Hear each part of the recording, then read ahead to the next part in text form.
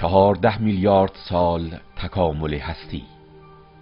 بیاییم آن را ساده کرده به 14 سال کوچک کنیم. در این مقیاس زمین تنها 5 سال است که وجود دارد. 1/3 تاریخ هستی. جانوران غول پیکر 7 ماه پیش پدید آمدند. در مقیاس فرضی 14 ساله ما دایناسورها تنها 3 هفته پیش منقرض شدند و تمام تاریخ انسان تنها 3 دقیقه به درازا کشیده است و جوامع مدرن صنعتی به ویژه انقلاب صنعتی 6 ثانیه پیش شکل گرفته است.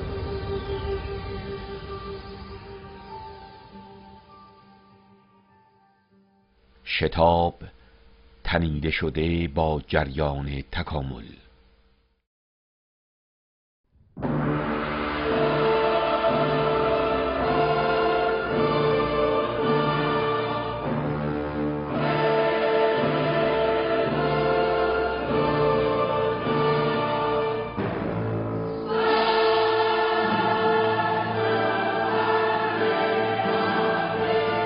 تبیین جهان قسمت 22. دومین قاعده تکامل، شتاب یا حرکت روزافزون جریان تکامل. بخش 3 و پایانی قاعده دوم تکامل. سایر عوامل و نهادهای شتاب دهنده پیش از تکامل اجتماعی. عوامل شتاب دهنده تکامل اجتماعی. عوامل شتاب دهنده تکامل فردی. پرسش اساسی.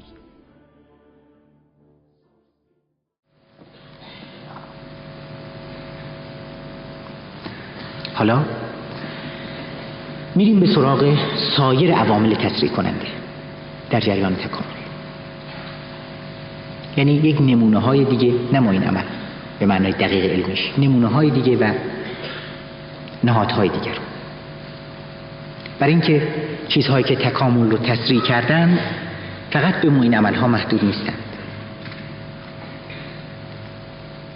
این جریان تکامل با آنچنان قدرت، با آنچنان مهارتی که گویی پرقدرت ترین ارتش‌های جهان رو، ارتش هستی رو، زبده ترین سربازان و کارگران رو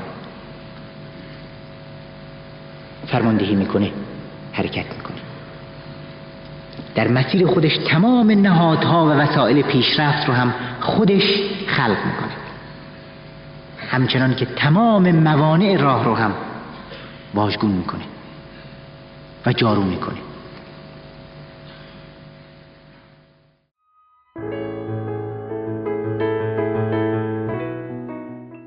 جنسیت یکی از این عوامل مهم سرعت و شتاب پدیده جنسیت.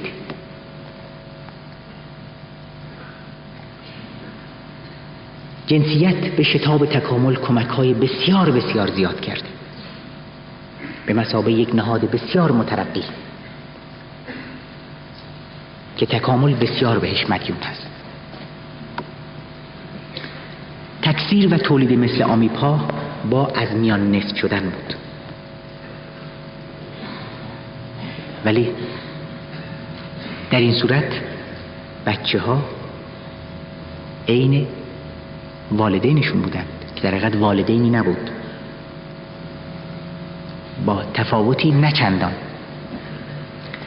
خیلی خیلی زمان میخواست تا نسل‌های بعدی به نسبت نسل‌های قبلی کمکی تفاوتی بکنند. چه زمان طولانی. تصور کنید که همیشه مادر بزرگ‌ها با نوه‌ها کپی هم باشن. خب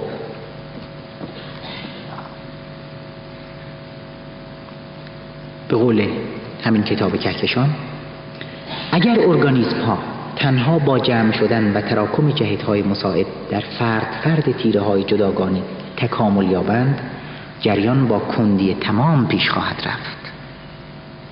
در حالی که جنسیت زوج اختلاط و اشتراک مداوم مواد ارثی را میسر می‌سازد. وقتی تبدیل به والدین شدند، مثل همونجا که عواملی وجود داشت که اون عدم احتمال‌های جوش خوردن اتم‌ها رو به یکدیگه امکان پذیر می‌کرد، اینجا هم دقیقاً همینطور. نهاد جنسیت اختلاط و اشتراک مداوم مواد ارثی رو میسر کرد.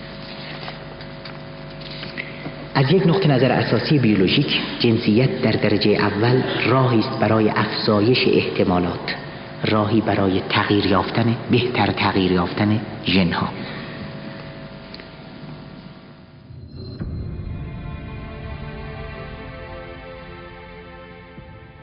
جنسیت با گرد آوردن جهش‌های متعدد در یک جا، ایجاد ارگانیسم‌های جدید و موجودات جدید را سریعتر از هر طریق دیگری ممکن ساخت.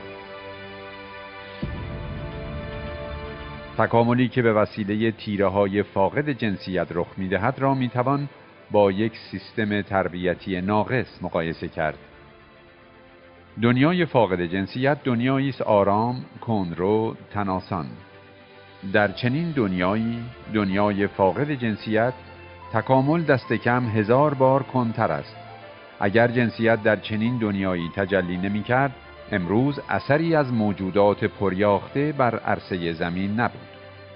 تنها دریاها از موجودات ابتدایی تکیاخته‌ای پر بودند و تازه معلوم نیست که زندگی تا این حد هم تکامل می‌یافت. به علاوه در آینده نیز پیشرفت مهمی پدید نمی‌آمد. هنگامی که دوران ضعف و پژمردگی خورشید فرا می‌رسید، شاید عالی‌ترین صور حیات جز ارگانیسم‌های ساده ذره‌بینی نبود. زمین جای بایر و برهنه‌ای بود که بر آن درخت و یا گلی نمی‌روید و یا جانداری بیرون از آبها نمی‌زیست.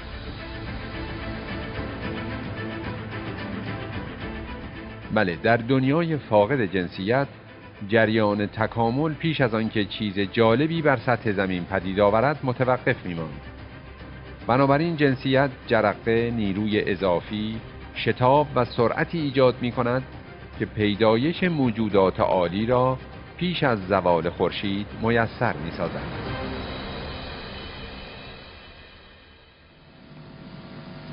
ملاحظه می‌کنید که چه نقش مهمی جنسیت در تکامل بازی کرده.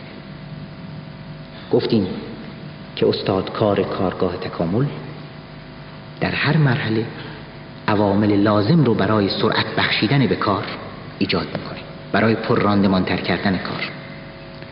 یعنی چی؟ یعنی قوا و امکاناتی خلق میشند که رشد رو، تکامل رو شدت میبخشند. بگذاری نتیجه بگیریم. پس درست به همین دلیل اگر کسی جنسیت رو جز با دیدگاه تکاملی نگاه بکنه، جز با دیدگاه تعالی جویانه نگاه بکنه، ضد تکاملی فکر کرده و این فکر یک اندیشه کافرانه است، چون حق رو پوشونده.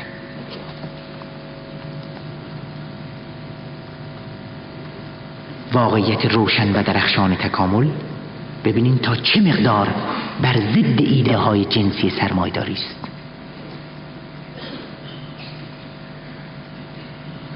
چه تصوری اونها دارند؟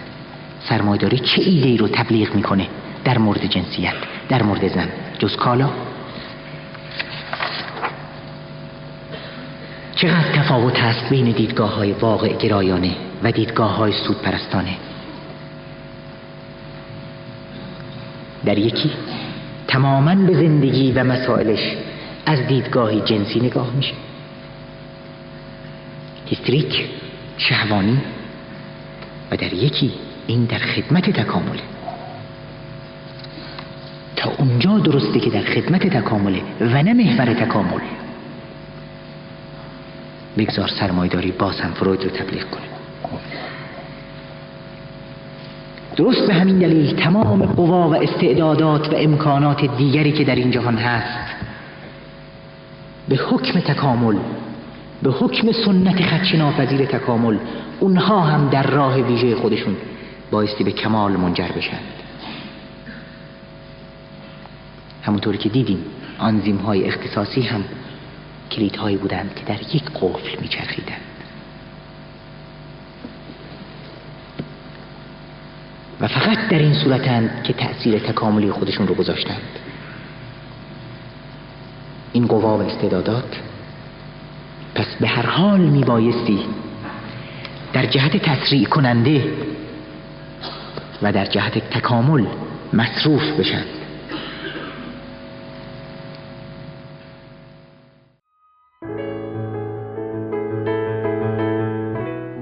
معنای شکر در قرآن.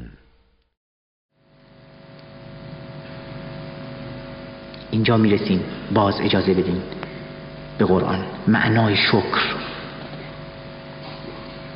دقیقاً در قرآن معنای شکر یعنی به کار انداختن قوا و استعدادات در همون جهتی که باید، در جهتی که براش خلق شده.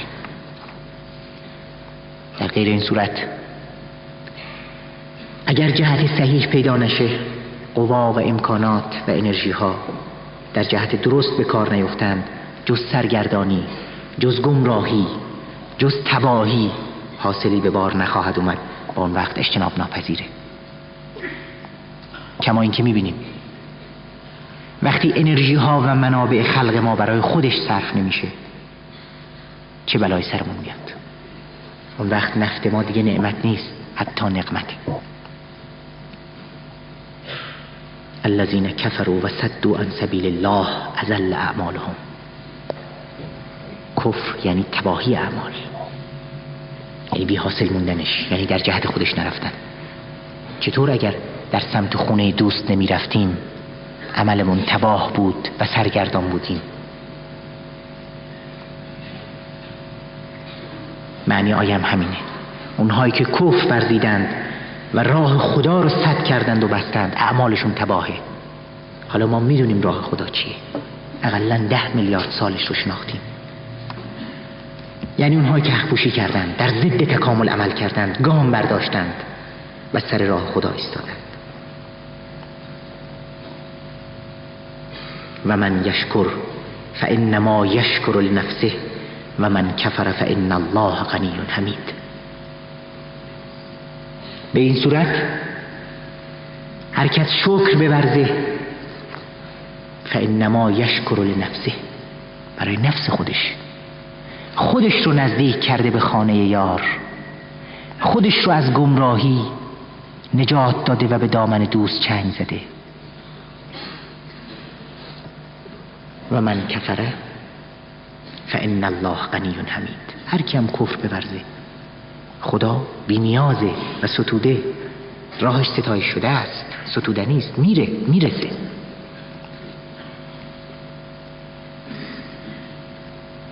اعملوا آل داوود شکرا و قلیل من عبادی الشکور. اینجاست که میگه ای آل داوود شکر به جا بگذارید، ولی افسوس که کمتر شکر میگذارند. یعنی قوا و استعدادات رو در همون جهت کمال جویانی خودش مصرف میکنند. از اونجا که تکامل، حالا ما میدونیم دیگه مفهوم عینی است، سمتش هم مفهوم عینی است، جهت تکاملی هم رئالی که واقعیت به قول قرآن هو الحق، حقه. پس برای ما ضرورت به کار گرفتن تمام قوای جسمی و روحی، قوای عاطفی و روانی، همه ذخایر طبیعی و اجتماعی در جهتی که رشد و کمال ایجاب بکنه روشن میشه. این یک ضرورت منطقی است. همه نیروها، همه استعدادات ودایع تکاملند. نیست از یک جهان پر هرج و مرج و بی نظم و بی قاعده و بی سامان دیگه ما خارج شدیم. کم کم داریم نظمش رو و ترتیباتش رو به دست میاریم. پس وای به حال کسانی که امکانات، قوا، استعدادات و منابع رو به هرز میدند. وای بر ما اگر استعداد انقلابی مردممون رو درست سمت ندیم. وای به حال اونهایی که این رو به بازیچه بگیرند و در مسیر کمال ازش استفاده نکنند.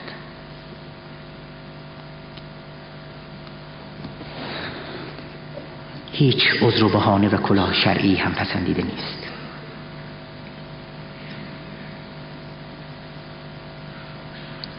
بیاریم اونجا رو که در قرآن ابراهیم برای خاندان و پیروان خودش دعا میکنه: ورزقهم من الثمرات لعلهم یشکرون. برخوردارشون کن از چیزای برخوردار شدنی، میوه ها و اینها، شاید شکر بگذارند. یعنی فقط بگیم خدای شکر؟ نه، خدا خودش میگه فاذکرونی اذکرکم واشکروا لی ولا تکفرون. به یاد من باشید تا بیادتون باشم. چطوری؟ واشکروا لی، شکرم رو بگذارید، ولا تکفرونه، و در مقابلم کفر نورزید. در مقابل تکامل موضع نگیریم، این نابودتون خواهد کرد. آیا شما اینجا تعجب نمی کنید؟ تأسفتون برانگیخته نمیشه وقتی ببینین عده‌ای به جای شکر از برخورداری هاشون پیوسته باز هم نم از سود و سرمایه و تملک میزنند؟ کدام تملک؟ آیا در تفکر ناب قرآن انسان تملکی جز به خاطر کمال براش پسندیده است؟ در مسیر تکامل ما حتی مالک ناخن دستمون هم نیستیم، انگشتمون هم نیستیم و بر ضد راه تکامل حق نداریم برش خراشی هم بندازیم. همون مایی که اگر لازم باشه بایستی سینه سپر کنیم در مقابل تانک و گلوله. کدوم تملک؟ تمام قوا، تمام استعدادات معین عمل ما هستند از در قرآن، امداد و مداد هستند. مال، بنین، اولاد در خدمت غایتی بس و بالاتر، بسی بالاتر از حرص و آز سود پرستانه سرمایه‌داری. پس بذاریم نتیجه بگیریم.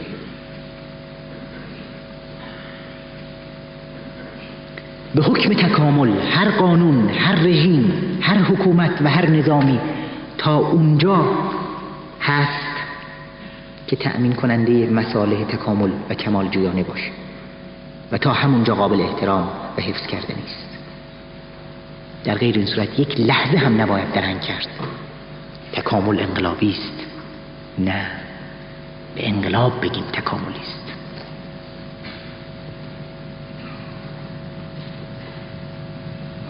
وقتی چیزی کهنه شد، وقتی با تکامل تطبیق نکرد، اون وقت باید فعالانه باهش درآویخت، واژگونش کرد، به زمینش زد و صورتها و اشکال جدید رو جانشینش کرد. کما این که فراموش نمی کنیم اگر رژیمی، حکومتی، قانونی، نظامی عناصری از ترقی خواهی داشت، اون وقت به همون درجه مشروعیت تکاملی، مشروعیت تاریخی داره. دیگه نباید تضادها رو باش مطلق کرد. به همین دلیل در افتادن باهش با اون درجات مشروعیتش این هم موجب انحراف و شکسته.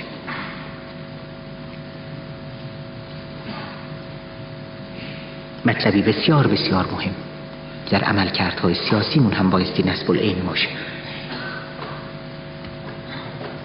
تا اون جایی که ترقی خواهه، نبود در مورد جنسیت، تا اون جایی که مترقی است، و الا بیش از اون دیدیم که در مورد جنسیت ارتجاعی است، واپسگراست. تکامل رو پیش نمیبریم. خب برگردیم به بحث خودمون.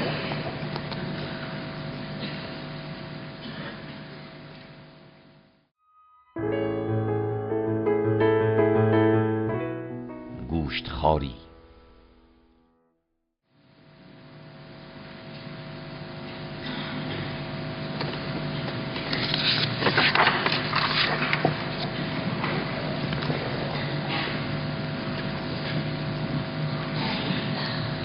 صحبتمون از عواملی بود که تکامل رو تسریع میکنند.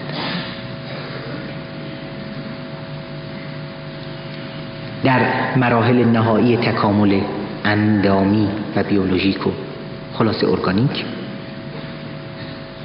عواملی هم بودند که به شدت به موکب انسان کمک کردند به وارد کردن انسان در صحنه. یکی از اینا گوشتخواری. در تکامل اون موجودات، به خصوص در تکامل میمون‌های آدم‌نما و ما قبل اونها، گوشتخواری تکامل بعضی از مشخصات ویژه بدن انسان رو تسریع کرد.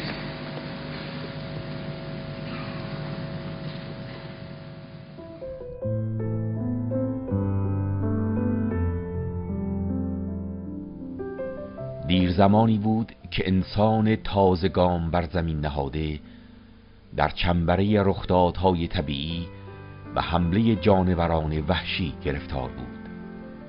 در آن زمان مهمان تازه زمین تنها در پی حفظ خود از گزند تازیانه طبیعت بود.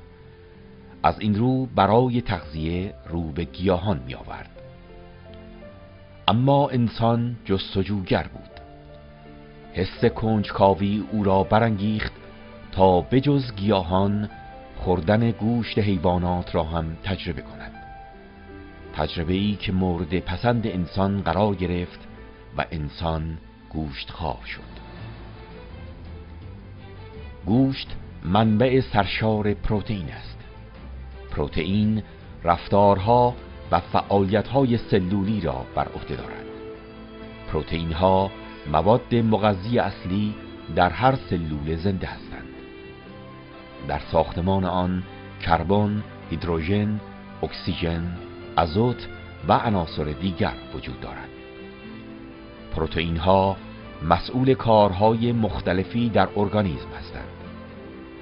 از تشکیل ماده انقباضی عضلات تا ساختن برخی از هورمون ها و آنزیم ها.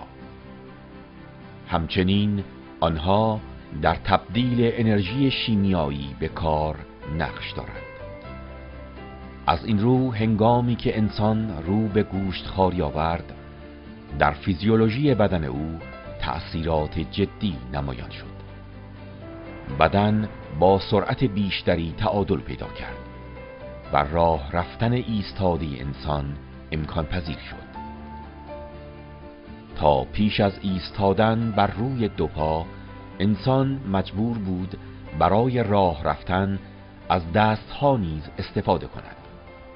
اما اکنون دستها آزاد شدند. موهبتی با ارزش. آزاد شدن دستها انقلاب و دگرگونی بزرگی در تکامل انسان بود. تا پیش از این انسانی که روی 4 دست و پا حرکت می‌کرد برای خوردن غذا مجبور بود از پوزه خود استفاده کند. اما اکنون که دستها آزاد شدند، گذاشتن غذا بر دهان بر عهده دستها بود. از این رو دیگر نیازی به یک پوزه بزرگ نبود.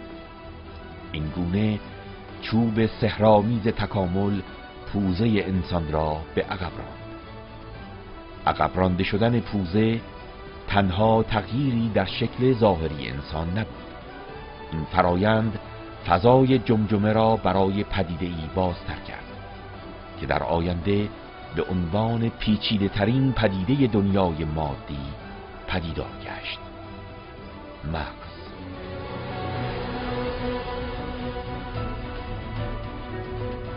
پیچیدگی مغز انسان امکانی در خدمت آن قرار داد که تمامی جانوران دیگر فاقد آن بودند: سخنوری. حال دستها به جای اینکه تنها در خدمت جابجایی باشند، در خدمت مغز و در خدمت سخنوری به کار افتادند. این گونه گوشتخواری تکامل انسان را شتاب بخشید.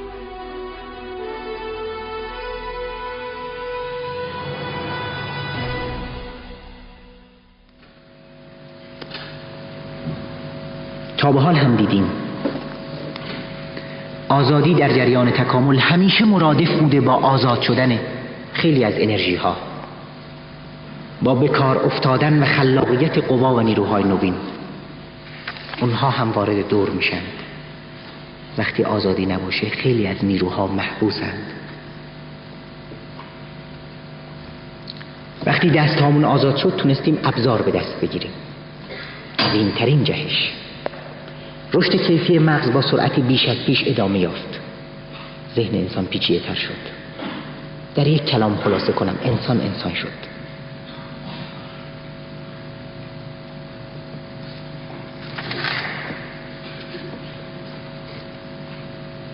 تکلم از خیلی جهات میشه انسان رو به خصوص از نظر فیزیولوژیک در این کلمه خلاصه کرد. تکلم کلمه.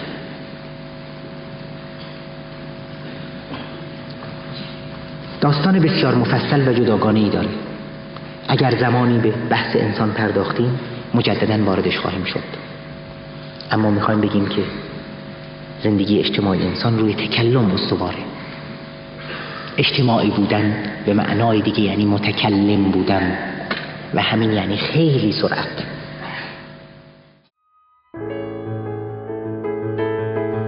عوامل شتاب دهنده تکامل اجتماعی. 1. کتابت.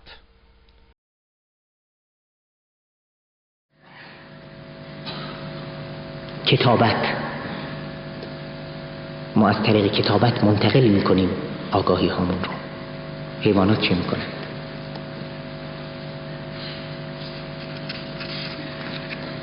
چقدر اگر یادتون باشه تأکید شده در قرآن در مورد این دوتا. الرحمن علم القرآن خلق الانسان علمه البیان الذي علم بالقلم علم الانسان ما لم یعلم.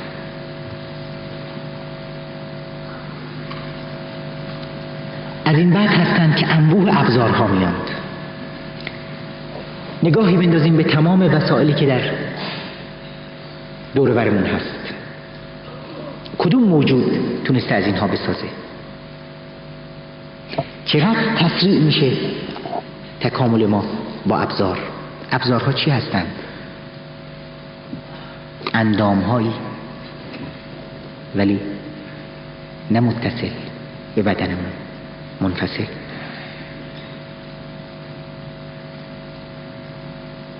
رشد اندامی و عضوی ما گفتیم به انتها رسید، ولی رشد روانی و فرهنگی و اجتماعیمون اینها رو میسر کرده. از طریق ابزارهای جدید بر مبنای اونها یعنی طبقات اجتماعی جدید ایجاد میشن. ابزارهای جدید نهایتاً بخش بنیادین و بخش جبری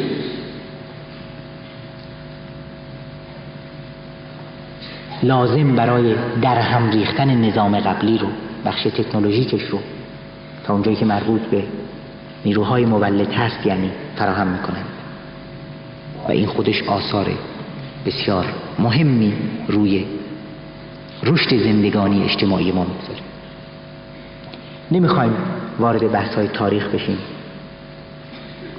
نمیخوایم حتی تفاوت خودمون رو با نظرگاه ماتریالیستی مربوط به روبنا و زیربنا و اینها بگیم. آنچه مهمه فعلا در اینجا برای ما تأکید روی نقش ابزارها در زندگانی اجتماعیمون هست. کافیست به عنوان مثال توجه کنیم که چطور بعد از ماشین بخار در پایان سده 17 و 18 انقلاب صنعتی برانگیخته شد و اساس دنیای کهنه رو متزلزل کرد. اینها همه عواملی هستند که تسریع میکنه.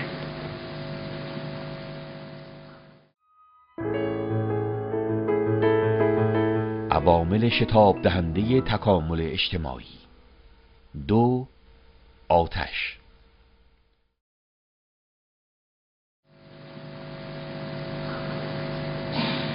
برگردیم به روزگار نخستین باز. آتش هیچ کشفی نیست که به اندازه کشف آتش مهم باشه، تغییر دهنده و تعیین کننده باشه. امروز برای ما هیچ نیست، اصلا ما نمیدونیم چه کسی آتش رو کشف کرد و در توی چه جریانی این به وقوع پیوست، ولی مطمئناً یکی از بزرگترین اکتشافاته. آتش به تکامل آدم بسیار کمک کرد. آتش یعنی تبدیل حرکت مکانیکی به انرژی حرارتی.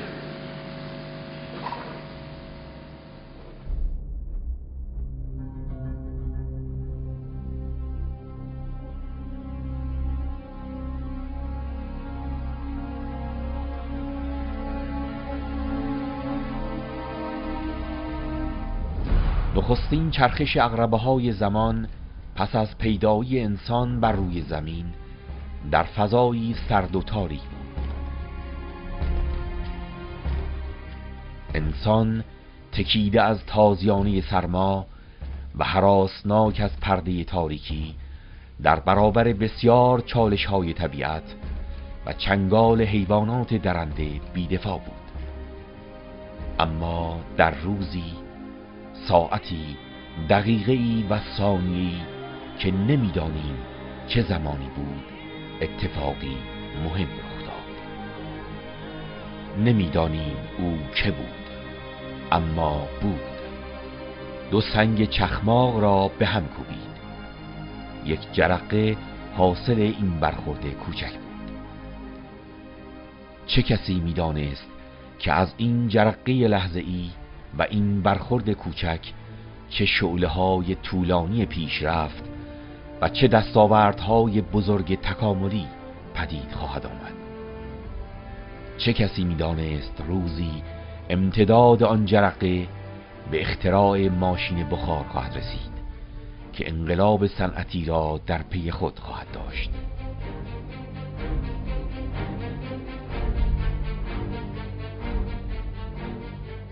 بدینسان انسان آتش را کشف کرد. کشفی که کشتی تکامل انسان را از رودخانه‌های باریک و کم آب به اقیانوس‌های پهناور پیشرفت روانه ساخت. با کشف آتش انسان توانست درون غارهای تاریک پناه برده سرپناهی برای خود بیابد. آتشی که انسان در دهانی غار برپا می کرد سدی بود در برابر ورود حیوانات درنده که تا چندی پیش به سادگی انسان را طعمه خود می ساختند. از طرف دیگر با وجود آتش دیگر تازیانه سرما نمی توانست پیکر نحیف انسان را نابود کند. پس روند رشد جمعیت انسان افزایش یافت. آتش به همراه خود روشنایی را نیز به انسان هدیه کرد. روشنایی پرده تاریکی را می درید و انسان پاره‌ای از شب را برای کار و فعالیت استفاده می کرد. گویا آتش به انسان طولانی شدن زمان را هم تقدیم کرد. پس از چندی انسان دریافت که گوشت را می تواند با آتش بپزد. انسان خامخوار به تاریخ پیوست.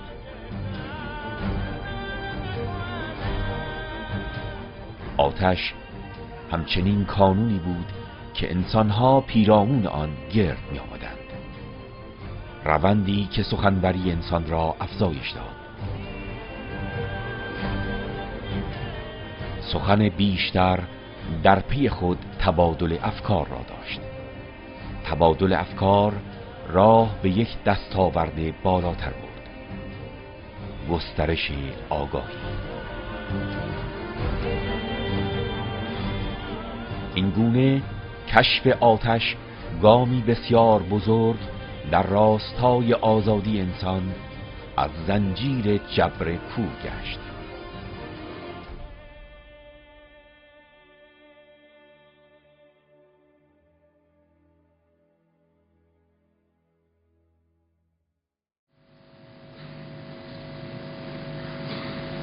وقتی که آزاد میشیم یعنی نیروی جدیدی کشف میکنیم. دقیقاً عکسش هم هست. وقتی نیروی جدیدی رو کشف کردیم و رهاش کردیم یعنی آزاد میشیم. کشف آتش قدم دیگری است در مسیر حریت انسان.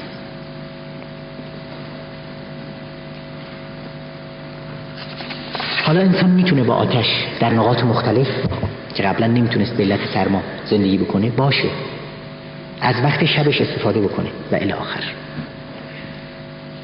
میبینیم چه عواملی جمع شدن در طول چه سالهای طولانی تا ما امروز نشستیم.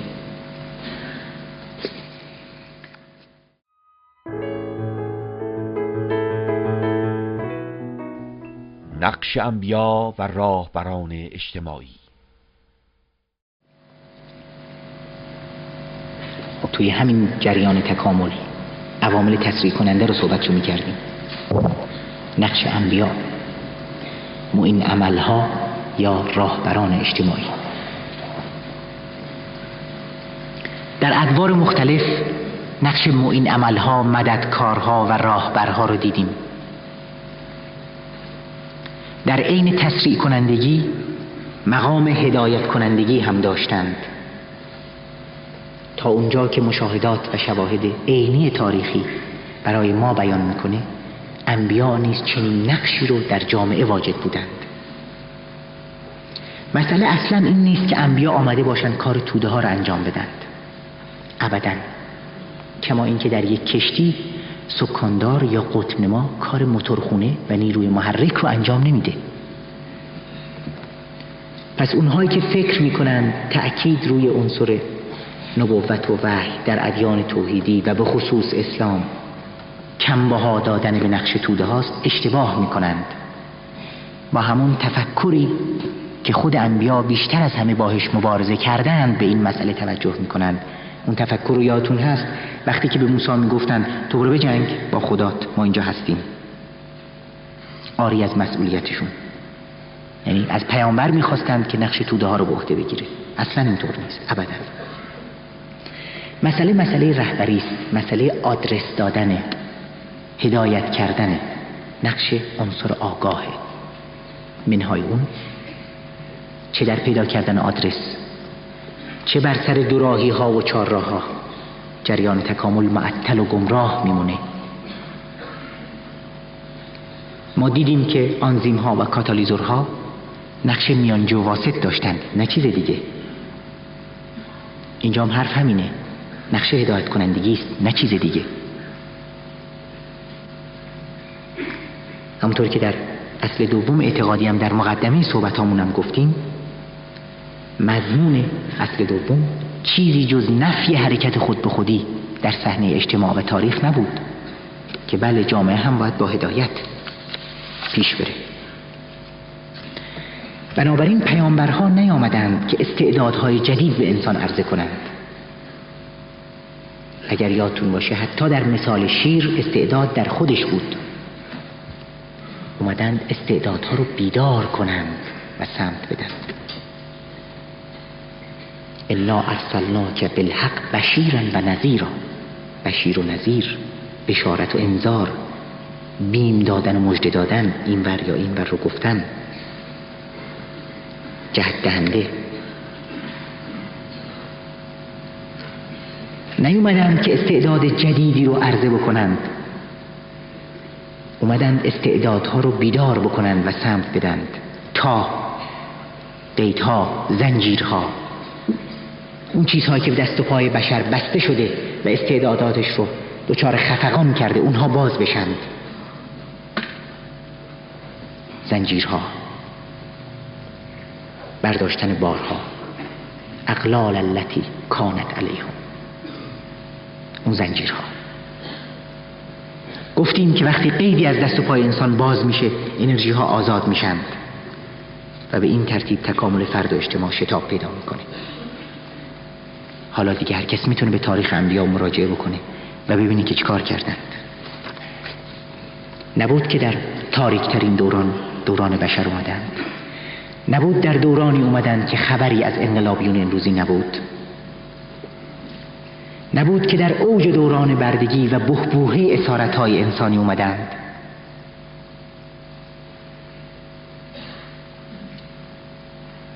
به راستی پیام آوران راستین سپید دمها بودند. آیا جز با ستمگرها وارد نبرد شدند؟ آیا جز از محرومین و رنجبران حمایت کردند؟ بله، در یک کلام اونها فقط هادی بودند، راهنما به جانب جامعه‌ای بی طبقات و توحیدی، جامعه سلم و سلام، آشتی و وحدت، یگانگی و رهایی.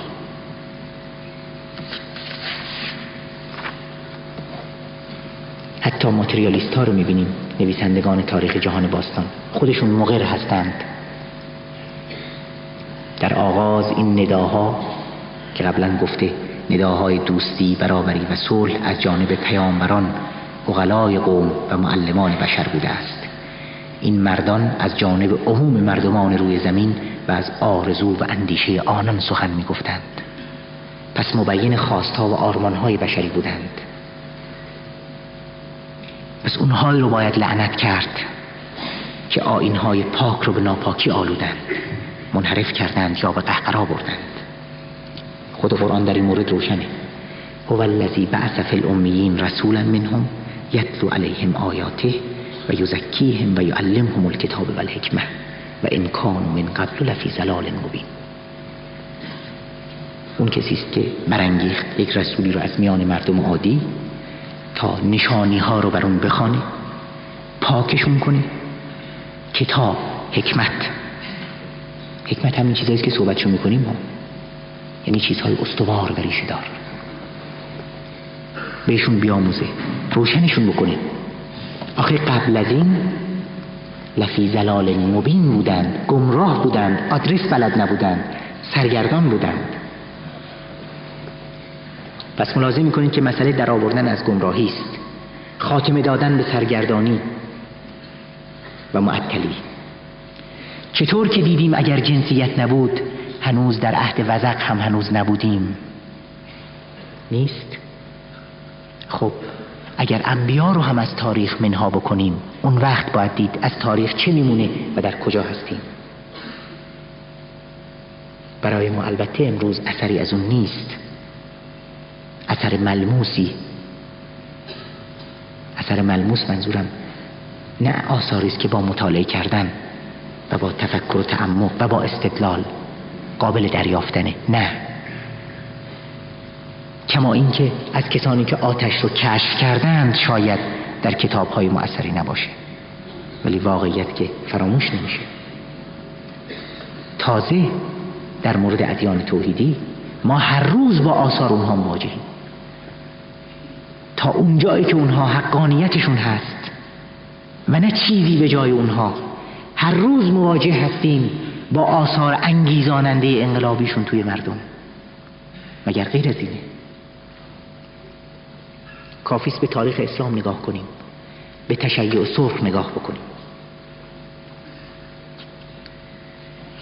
البته ما در اینجا در صدد اثبات تو این بحثمون به طور اخص در صدد اثبات حقانیت انبیا و رسولان نیستیم، نه. خواستیم فقط نشون بدیم که تکامل اجتماعی هم مددکاران، راهبران و معین عملهای خاص خودش رو داره.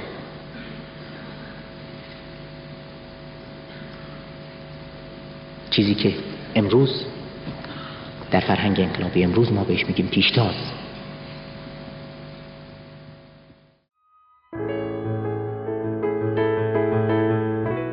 نقش پیشتاز و سازمان انقلابی پیشاهنگ.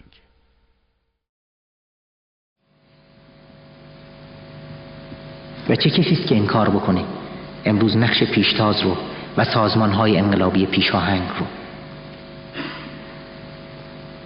هدایت و تسریع کنندگی ضرورت اجتناب ناپذیره، هیچ وقت تعطیل نمیشه، به ویژه در جریان تکامل اجتماعی چون پیچیده تره پس ضروری تره. خوندیم توی نهج البلاغه صحبت‌های حضرت علی رو با کمیل. سوال میکنه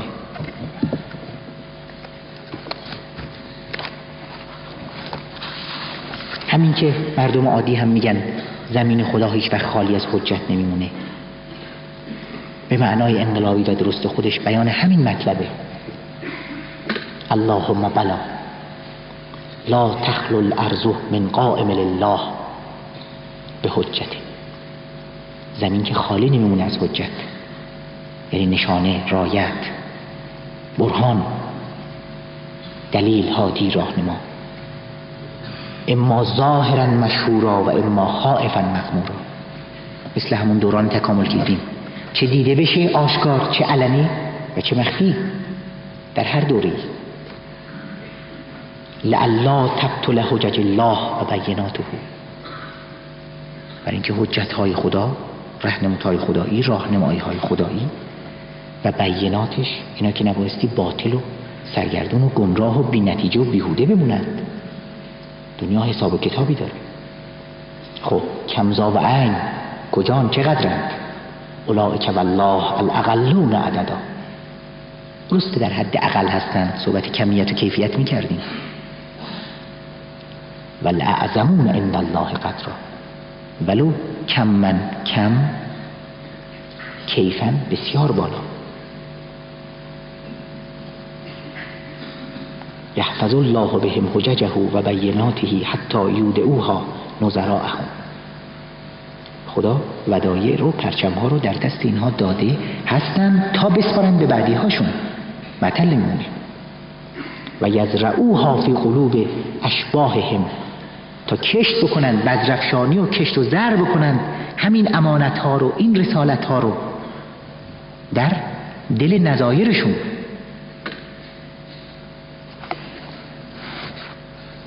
پس هیچ وقت اینطور نیست که در هیچ مرحله خالی میمونه، معطل بمونه. ولو اینکه ما خالی ببینیم، اینجاست که قرآن میگه دوباره نظر بنداز، دوباره نگاه کن. کما اینکه امروز این ضرورت ها در تکامل اجتماعی همین امروز ما از طریق سازمان های انقلابی پیشاهنگ و پیشتاز محقق میشه. مگر اینکه ما در نقش ضرورت رهبری و هدایت کردن توی جامعه تردید داشته باشیم. ولی فکر میکنم به خصوص برای همه ما روشن هست در کوران انقلابی که بودیم و هستیم، چطور میشه بدون هدایت پیش رفت؟ چطور میشه بدون اتکا به یک سازمان انقلابی رو پیش برد؟ این همون ضرورت‌های تکاملی هستند، پشتوانه‌های تکاملی هستند، هر چی می‌خوایم اسمش رو بگذاریم. و درست همین یکی از نقایص جدی انقلاب ما تا به حاله. انقلابات برای پیروزی میبایستی اساساً در کانون و محور خودشون به یک چنین ارگانیسم، به یک چنین واقعیتی، به یک چنین ضرورتی متکی باشند.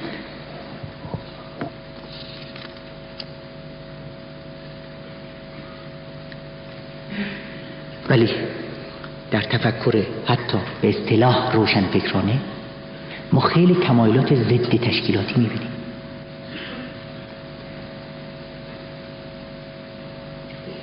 نه که فردیت اندیویدوالیسم منگرایانه به اصطلاح روشنفکر رو انضباط سازمانی می آزاره و جریحه دار میکنه. اینجا تمایل ضد تشکیلاتی بیرون میاد. این من خودش میخواد راهش رو بره، خب برو آدرس رو پیدا کن خودت. ولی در اکثریت قریب به اتفاق موارد جز سرگردانی و معطلی و گمراهی چیزی حاصل نمیشه. پس نبایستی به کار انقلابی سازمان یافته کم بها بدیم.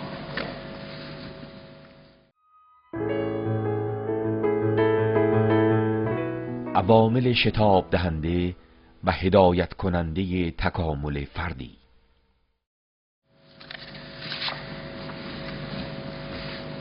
یک نکته دیگر هم بگیم و تمام بکنیم. لازم هست عوامل تسریع کننده و هدایت کننده تکامل فردی. آیا تکامل فردی معین عمل و مددکار نداره؟ اولا ما تکامل فردی رو از تکامل اجتماعی جدا نمی‌بینیم. فرد فقط در ظرف اجتماع میتونه تکامل بکنه، به دلیلی که انسان اجتماعی است.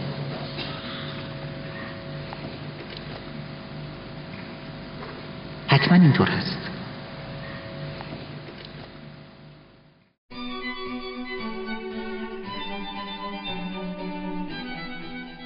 هر انسان هنگامی که در طول عمر خود از ساختمان پیشرفت فکری بالا می رود، به طبقاتی می رسد که تغییر و دگرگونی را در برابر او قرار می دهند. تغییرات فکری و شخصیتی. این تغییرات در هر بزنگاه می توانند مسیر زندگی انسان را تغییر دهند. اما برای تغییر و دگرگونی فردی دو عامل دست‌اندر کار هستند. یک، عامل درونی، دو، عامل بیرونی. عامل درونی انسان استعدادهای فرد را در جهت مشخصی سمت می‌دهد. اما عامل بیرونی بسیار بر روی این سمت دهندگی تأثیر دارد. در حقیقت کنش و واکنش میان عامل درونی و عامل بیرونی است که در هر بزنگاه تغییر و دگرگونی را در فرد ایجاد کرده، مسیر زندگی او را در جهتی مشخص سمت و شتاب می‌دهد.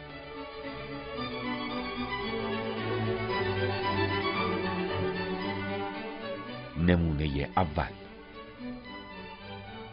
یک جوان در آستانه ورود به دانشگاه می باشد. بیشک تا آن زمان بارها برای انتخاب رشته دانشگاهی فکر کرده، با دیگران وارد مشورت شده و تصمیم گیری کرده است. اما تجربه سالیان تحصیل برای او روشن ساخته که بیشترین علاقه و استعداد او در دو رشته پزشکی و برنامه نویسی کامپیوتر است. اکنون که او در آستانه ورود به دانشگاه است، باید تصمیم نهایی را بگیرد: پزشکی یا برنامه نویسی کامپیوتر. تصمیم سخت است. او می‌داند در برابر یک دوراهی قرار گرفته که گام گذاشتن بر هر کدام از دو مسیر آن قدم بر جاده آینده زندگی است. در پایان روز او خسته از کشاکش انتخاب مسیر از تلویزیون برنامه ای را می‌بیند. یک پزشک طی فعالیت شغلی خود با مسئولیت پذیری توانسته زندگی بسیاری از انسانها را نجات دهد. دیدن این برنامه ضربه‌ای می شود که آن دانشجو در جهت انتخاب رشته پزشکی سمت داده شده، از آن پس زندگیش در آن مسیر شتاب گیرد.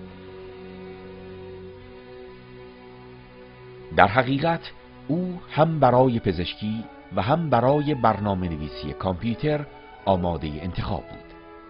اما یک عامل بیرونی، دیدن آن برنامه، آن دانشجو را در جهت انتخاب رشته پزشکی سمت و شتاب داد. نمونه دوم، نظامی دیکتاتوری پنجه‌های سرکوب و چپاول خود را تا ژرفنای جامعه فرو برده است. استثمار و بهره‌کشی، خفه کردن هر گونه ندای آزادی خواهی جایی برای رشد و تکامل اجتماعی باقی نگذاشته است. در چنین شرایطی یک جوان در پی ترسیم زندگی فردی آینده خود است. ادامه تحصیل، رسیدن به شغلی مناسب، تشکیل خانواده و دست یافتن به زندگی مورد نظر. اما از طرفی او فقر، حرمان، سرکوب و خفقانی که رژیم دیکتاتوری بر جامعه حاکم کرده را هم می‌بیند. سازمان‌های پیشتاز انقلابی هم هستند که در نبردی سخت برای سرنگونی نظام دیکتاتوری می‌رزمند. حال آن جوان به دوراهی انتخاب رسیده است: جاده زندگی و رسیدن به خواسته‌های فردی، یا گام گذاشتن بر جاده مبارزه و دست شستن از تمامی خواسته و آرزوهای فردی. او در کشاکش است، نبردی سخت میان رفاه و آسایش خود با رفاه و آسایش مردم محروم میهن.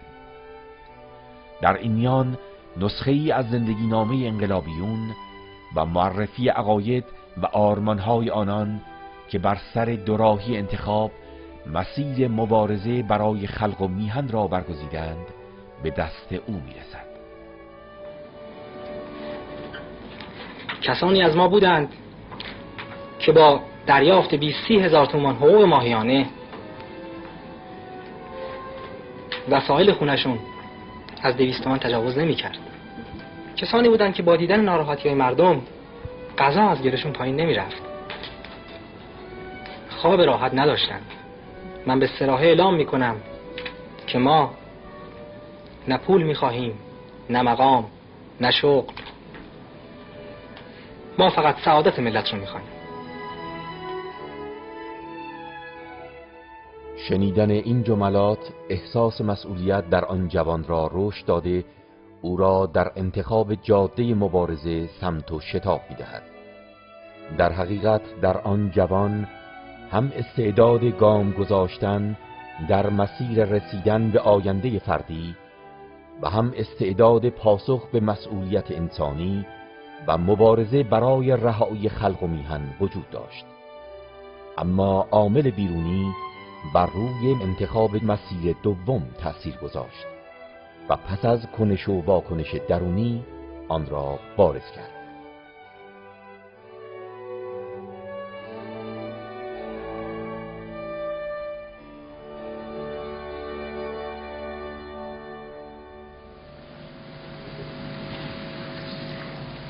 بذارین قضیه را از اینجا شروع کنیم. برای یک تغییر عوامل درونی لازمه، عوامل بیرونی هم لازمه، داخل و خارج. خیلی خوب. استعداد درونی در من، شرایط خارجی در بیرون از من. شکی نیست که این شرایط و عوامل خارجی به اعتبار درون من روم اثر میگذارن. اما مسئله این است که سرانجام محصول تغییر، حاصل فعل و انفعال، حاصل جمع این درون و این شرایط بیرونی است. اینجا با دو تا تمایل انحرافی مواجه میشیم. یکی درون رو نمیبینه، با تفکر ماشینی مکانیکی همه تقصیرها رو میندازه گردن بیرون از خودش. تعیین کننده عوامل بیرونی رو میگیره. و یکی بالعکس دچار درونگرایی مطلقه، فقط درون رو میبینه و توجه به معین عملها و مددکارهایی خارج از خودش نداره. اینجاست که در بسیاری موارد دیدیم یک دوست خوب، یک کتاب خوب، یک شرایط خوب میتونه بنبستای فردی رو گاه باز بکنه. یک اتمسفر و جو خوب کار، پس نبایستی بهش کم بها داد اگر مؤثره. استعدادهای جالب زیاد هستند اما خیلی وقتا میسوزند. اگر همین استعداد رو بگذاریم در حیطه یک عملکرد انقلابی و مکتبی، اون وقت خواهیم دید به چی تبدیل میشه.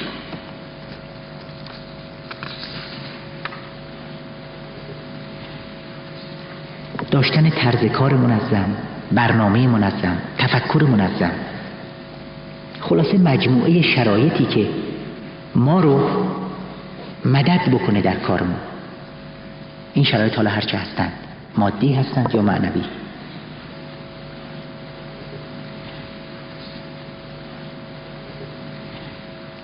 به این دلیل نمی بایستی عوامل داخلی رو به عنوان استعدادات داخلی رو به عنوان مبنا و تعیین کننده فراموش بکنیم و نه مددکارهای خارجی و شرایط مناسب خارجی رو. خب فکر میکنم دیگه کافی است. البته صحبت خیلی زیاد میتونه باشه اگر این اصل شتاب رو باز بکنیم، تعمیم بدیم به خیلی جاها.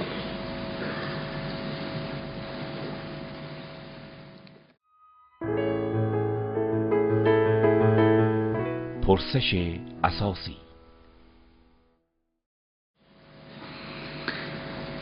بگذارین در پایان باز هم سوالی رو طرح بکنیم. دیدیم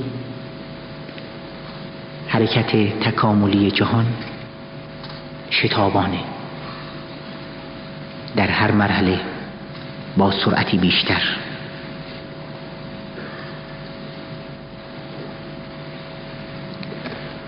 آیا مرکز جاذبه‌ای در کار هست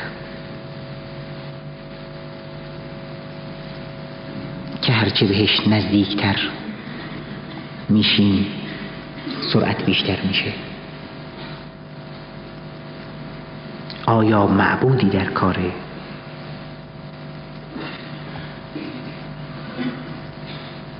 آیا معشوقی در کاره که با نزدیک شدن بهش التهاب بیشتری رو ملاحظه میکنیم؟